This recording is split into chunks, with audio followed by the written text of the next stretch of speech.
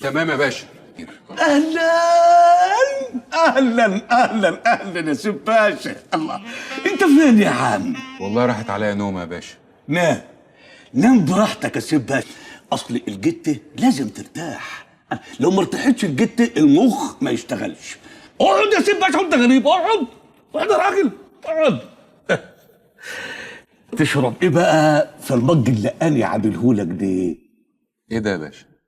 الواد ابن اختي عامل مشروع اطبع صورتك وصوره من تحب على المج والتيشيرت والقلب. ده ليا انا يا باشا. انا متشكر جدا سعادتك. مالك يا باشا؟ لا ولا حاجه ولا حاجه.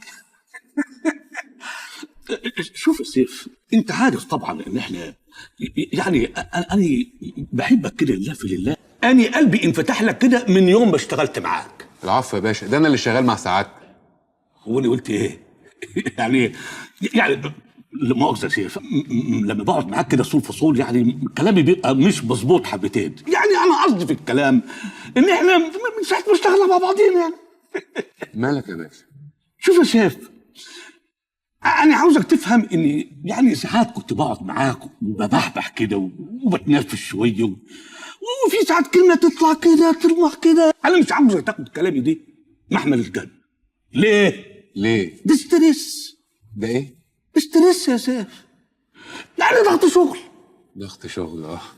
مالك يا باشا؟ يعلم ربنا يا سيف، وانا باعلنها قدامك اهو، ان انا قلبي دي من يمة القياده. يعني ربنا يعلم المحبه قد ايه، بالذات معالي جناب الوزير.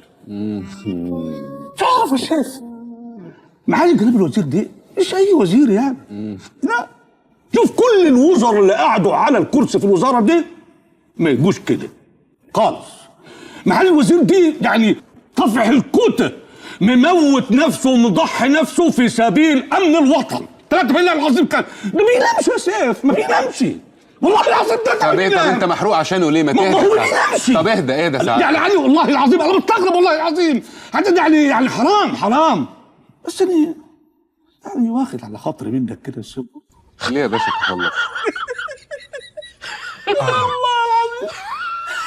العظيم. مالك يا باشا؟ يعني انت رضيت ان احنا نبقى قاعدين مع بعض ليل نهار، يعني بشخط فيك وانت بتقبل والحاجات دي وانت ما تركت التسهل ساكت وعارف بقى. يبقى معالي جناب الوزير والدك وما تقوليش